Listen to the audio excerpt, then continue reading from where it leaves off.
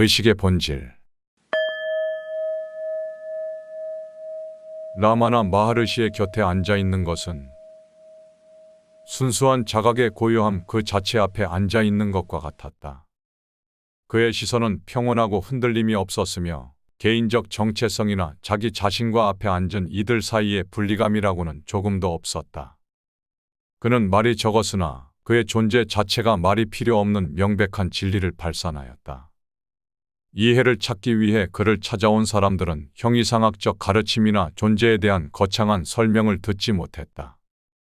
대신 그들은 진정으로 중요한 유일한 것, 즉 의식 그 자체의 직접적 체험으로 조용히 안내받았다. 의식은 성취하는 것이 아니라고 그는 말했다.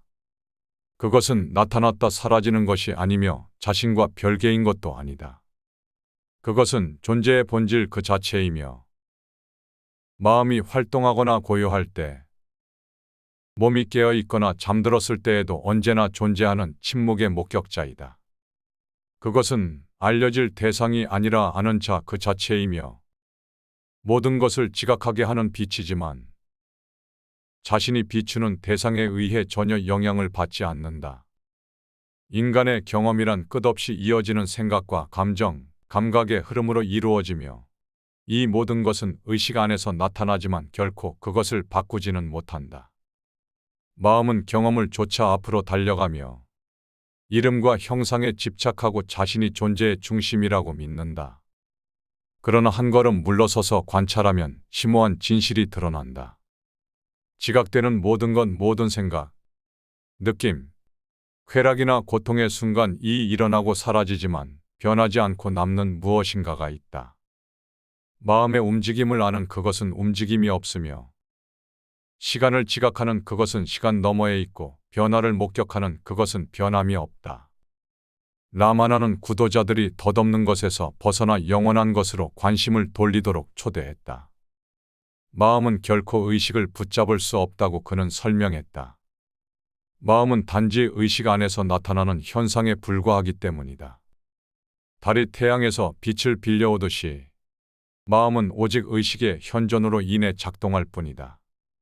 그러나 마음은 끊임없이 경험을 소유한다고 주장하며 그림자가 자신을 들이운 실체라고 착각하듯 자신이 의식의 근원이라고 잘못 믿는다. 의식의 본질을 진지하게 탐구하는 이들에게는 필연적인 깨달음이 찾아왔다. 알려졌던 모든 것, 경험했던 모든 것이 의식이라는 장 안에서만 존재했음을 알게 된 것이다. 세상, 몸, 그리고 나라는 느낌조차 모두 이 변하지 않는 현존 안에서 나타났다 사라진다. 몸이 의식이라면 잠에서 어떻게 사라질 수 있는가? 마음이 의식이라면 깊고 꿈없는 휴식 상태에서 어떻게 부재할 수 있는가?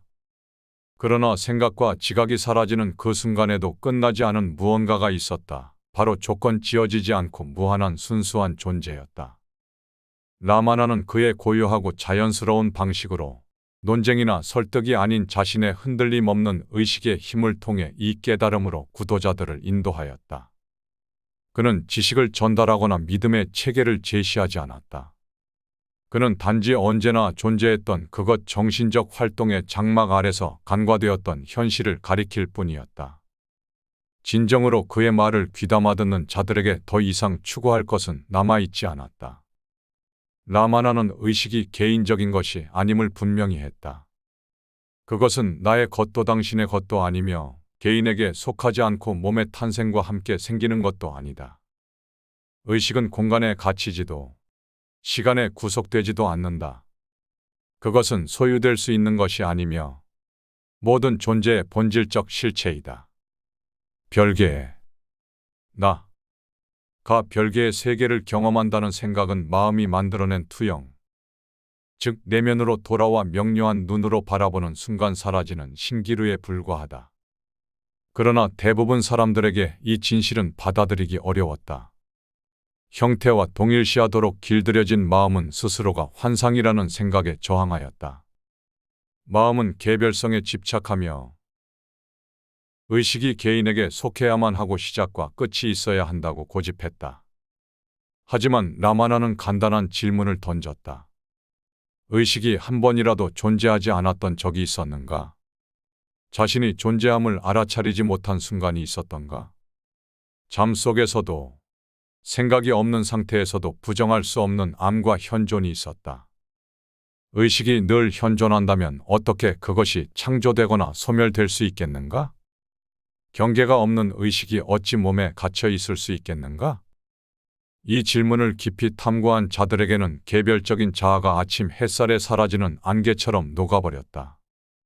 내면과 외부, 주체와 객체, 자기와 타자 사이의 구별은 애초에 둘이 아니라 오직 하나였음을 깨닫는 것으로 사라졌다. 모든 것이 나타나고 사라지는 무한한 의식 하나만이 존재했을 뿐이다.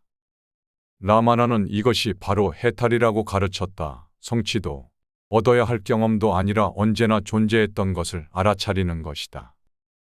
자신을 의식으로 알게 되면 모든 속박에서 자유로워진다. 왜냐하면 속박 그 자체가 분리된 자아라는 믿음에 불과하기 때문이다. 이 깨달음과 함께 고통은 힘을 잃고 욕망은 사라지며 두려움은 설 자리를 잃었다. 오직 광대하고 흔들리지 않는 침묵만이 남았다. 순수한 존재의 무한한 고요함이다. 이렇게 그의 곁에서 준비된 자들은 자기 밖에 있던 것이 아니라 자기 존재의 진실로서 이 침묵 속으로 이끌렸다. 마음은 더 이상 질문을 던질 수 없었고 더 이상 찾을 것도 없었다.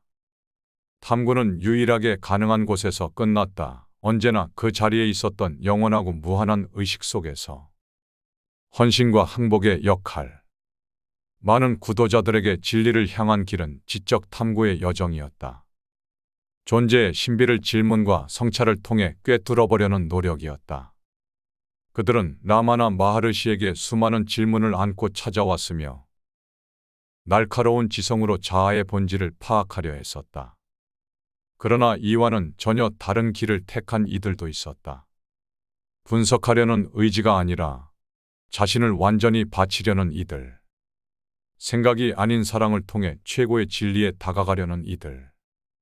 이들에게 길은 탐구가 아닌 항복이었다.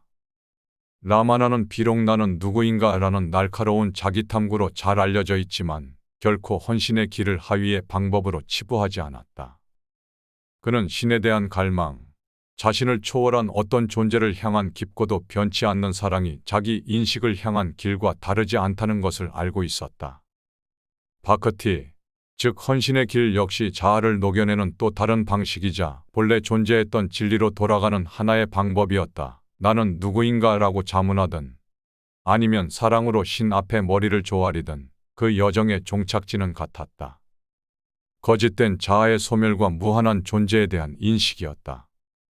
어떤 이들에게 항복은 유일한 길이었다. 그들의 마음은 질문으로 가득한 것이 아니라 형언할 수 없는 사랑과 갈망으로 가득했다. 그들은 마음으로 이해하려 하지 않았고 생각의 환상을 하나하나 벗기려 애쓰지도 않았다. 대신 자신이 알 수 없는 그것을 향해 그저 자신을 온전히 조건 없이 내어주었다. 그것을 굳이 이름 붙이지 않아도 정해 내리지 않아도 상관없었다. 신이라 부르든 자아라 하든 구루라 하든 만물에 깃든 이름 없는 존재라 하든 그것은 중요하지 않았다. 항복의 본질은 이름이 아니라 내려놓음의 행위, 자신을 완전히 녹여내려는 의지에 있었다. 라마나의 존재 앞에서 항복은 종종 저절로 일어났다. 답을 찾고자 찾아온 이들은 오히려 질문이 사라지는 것을 경험했다. 그의 존재 안에는 무언가 거대한 고요함, 말 없는 알미 있어 더 이상 묻고자 할 것이 없다고 느끼게 했다. 움켜쥐고 분석하려는데 익숙한 마음은 그저 멈추었다. 그 자리에 남은 것은 조용한 헌신이었고 설명이 필요 없는 사랑이었다. 어떤 이들은 그 앞에 자연스레 머리를 숙였으며 그것은 의무감에서가 아니라 그분을 한 사람으로 보았기 때문이 아니라 그대 안에 무언가가 그의 존재 안에서 스스로를 알아보았기 때문이었다. 라마나 자신은 결코 헌신을 요구하지 않았다. 그대에게 경배하라거나 자신을 복종의 대상인 스승으로 내세운 적이 없었다. 그는 그저 존재했을 뿐이다. 각 구도자에게 그들 자신의 본질을 비추어주는 거울처럼. 그럼에도 많은 이들에게 있어 그를 향한 사랑은 애써 노력한 것도 의도한 것도 아닌 자연스러운 흐름이었다. 그의 존재 안에서 그들은 깊고 흔들림 없는 평화를 느꼈고 그 평화 속에서 헌신이 피어났다. 어떤 이들은 그 발치에서 눈물을 흘렸다. 감당할 수 없는 사랑이 그들을 압도했기 때문이다. 또 어떤 이들은 말없이 경외심 속에 앉아 있었다. 모든 분리를 녹여버리는 고요함에 이끌려서 그를 신의 현현으로 오래도록 찾아 헤맨 무형의 존재가 살아 움직이는 모습이라 여긴 이들도 있었다.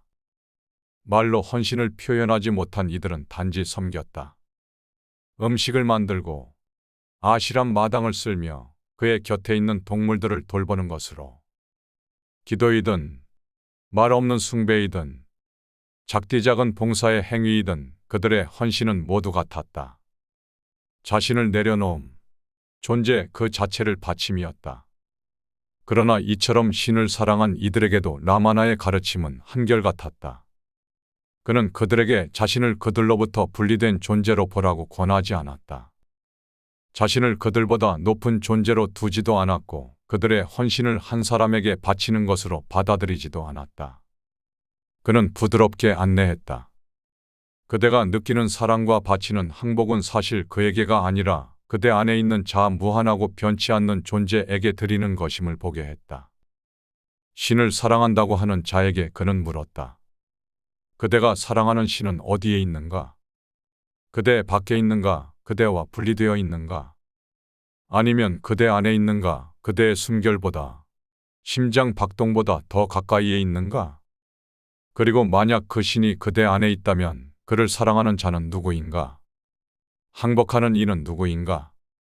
사랑하는 자와 사랑받는 자, 찾는 자와 찾는 바 이 둘은 과연 따로 존재했는가? 아니면 단지 마음이 만들어낸 거리, 결코 실제하지 않았던 분리였던가? 이와 같은 방식으로 라마나는 헌신이 자기 탐구와 다르지 않음을 보여주었다. 신을 사랑한다는 것은 곧 그것과의 합의를 갈망하는 것이다. 그것에게 항복한다는 것은 곧 거짓된 자아 개념을 포기하는 것이다.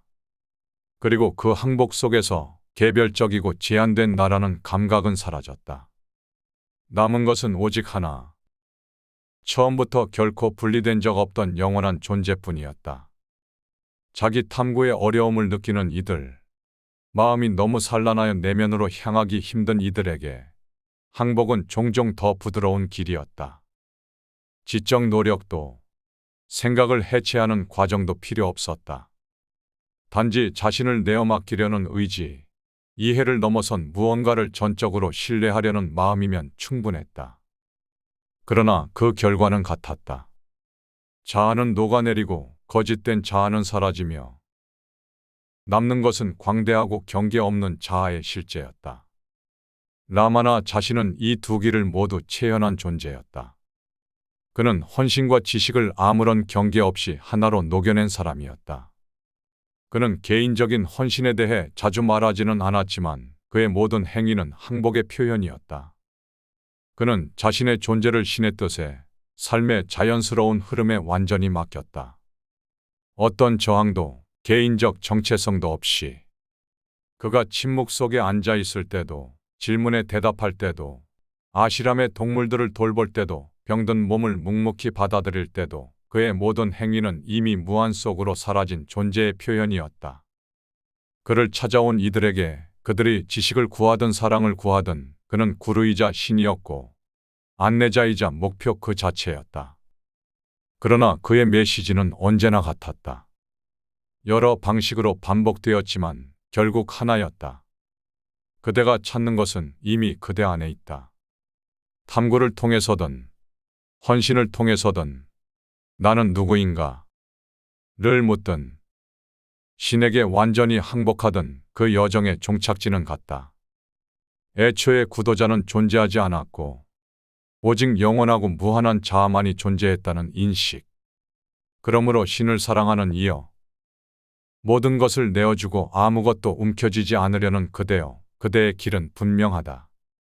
오직 해야 할 일은 완전히 내려놓는 것, 신뢰하는 것, 이름과 형상을 초월한 그것에게 마음, 몸, 자, 그 모든 것을 바치는 것이다. 그 항복 안에서 모든 고투는 끝나고 모든 탐색은 멈춘다. 그리고 남는 것은 오직 고요하고도 흔들림 없는 존재의 평화. 늘 존재했던 사랑, 결코 그대와 떨어져 있지 않았던 진리이다.